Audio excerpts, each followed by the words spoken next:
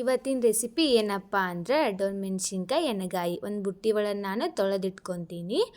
ಒಂದು ಈರುಳ್ಳಿಯನ್ನು ಸಣ್ಣಂಗೆ ಕಟ್ ಮಾಡ್ಕೊತೀನಿ ನಾನು. ಒಂದು ಟೊಮ್ಯಾಟೊ ಅದನ್ನು ಕಟ್ ಮಾಡ್ಕೊತೀನಿ ಸಣ್ಣಂಗೆ. ಮತ್ತು ಡೊಣ್ ಮೆಣಸಿನ್ಕಾಯಿಯನ್ನು ನಾನು ಇದೇ ಥರ 4 ಪೀಸಸ್ ಆಗಿ ಕಟ್ ಮಾಡ್ಕೊಳಕತ್ತೀನಿ. ಇದೇ ಥರ ಎಲ್ಲವನ್ನು ಹಿಂಗೆ ಕಟ್ ಮಾಡ್ಕೋಬೇಕು. ಒಂದು ಬುಟ್ಟಿ ತೊಗೊತೀನಿ ನಾನು. ಅದರೊಳಗೆ ಸ್ವಲ್ಪ ಆಯಿಲ್ ಹಾಕಿ ಮೆಣಸಿನ್ಕಾಯಿನ ನಾನು ಹುರ್ಕೊತೀನಿ. ಈಗ ಹುರ್ಕೊಂಡು ಅದೇ ಬುಟ್ಟಿ ಒಳಗೆ ಶೇಂಗಾ ಹುರ್ಕೊತೀನಿ ನಾನೀಗ. ಹುರಿದಾವ ನೋಡ್ರಿ ಶೇಂಗಾ. ಅವನ್ನು ನಾನಿವಾಗ ಮಿಕ್ಸರ್ ಒಳಗೆ ಹಾಕ್ಕೊತೀನಿ.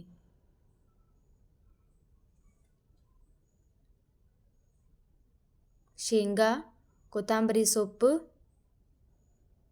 ಸಾಸಿವೆ, ಜೀರಿಗೆ, ಅರಿಶಿನ,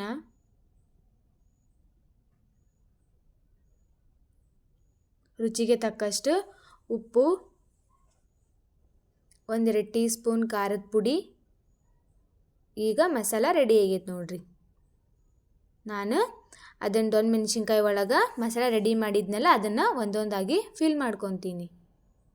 ಇದೇ ಥರ ಎಲ್ಲವನ್ನು ಚಲೋ ತಂಗೆ ಫಿಲ್ ಮಾಡ್ಕೋಬೇಕು. ಫಿಲ್ ಮಾಡ್ಕೊಂಡು ಒಂದೊಂದಾಗಿ ಇಟ್ಕೊತೀನಿ ನಾನು. ನೋಡ್ರಿ, ಒಂದು ಬುಟ್ಟಿ ತೊಗೊಂಡು ಅದ್ರೊಳಗೆ ಆಯಿಲ್ ಹಾಕಿ ಈರುಳ್ಳಿ ಸಣ್ಣ ಕಟ್ ಮಾಡ್ಕೊಂಡಿದ್ನಲ್ಲ ಅದನ್ನು ನಾನು ಹಾಕ್ಕೊತೀನಿ. ಮತ್ತು ಟೊಮ್ಯಾಟೊ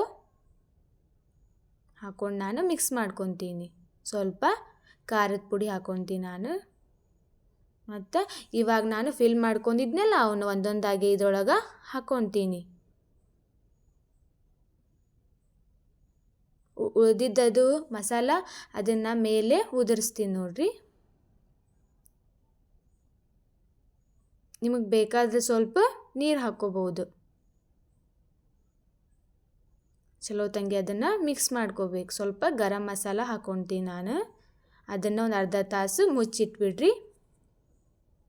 ಇವಾಗ ಡೊಣ್ ಮೆಣಸಿನ್ಕಾಯಿ ಎಣ್ಣೆಗಾಯಿ ರೆಡಿ.